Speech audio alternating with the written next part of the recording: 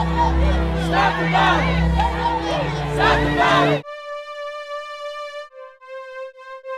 Actually, I was trying to break up a fight.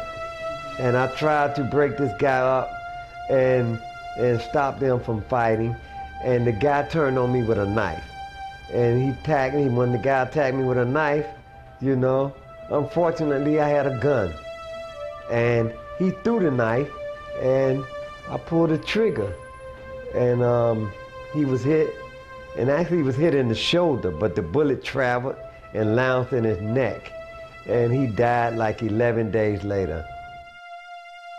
You know, I went to trial. He had 3 lovely little daughters, and they, you know, it looked so sad, you know.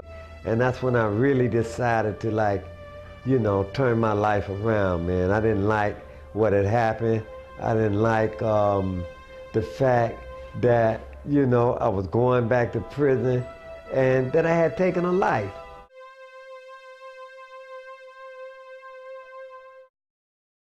My son was shot in the head as he was running. So as we're driving, I'm just like not knowing what to think, just there, you know. I don't even know what I was thinking about at that time.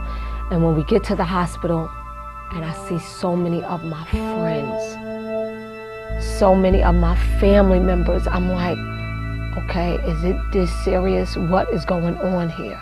So I go in the room. So when the doctor comes back, he's like, oh, the mom is here, okay.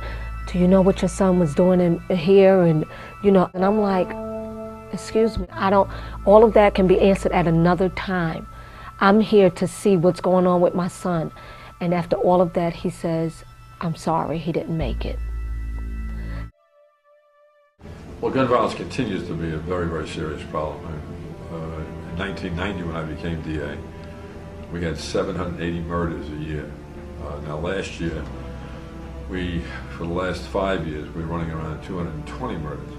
But the percentage of gun-related violence remains the same. About 70% of the people who are killed as a result of gunfire.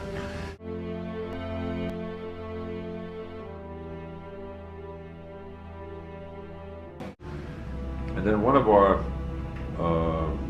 very, very creative thinkers in this office, who's a ordained minister and is our clergy liaison to the religious community in Brooklyn, came up with a brilliant idea. He said, what if we had the guns turned into churches?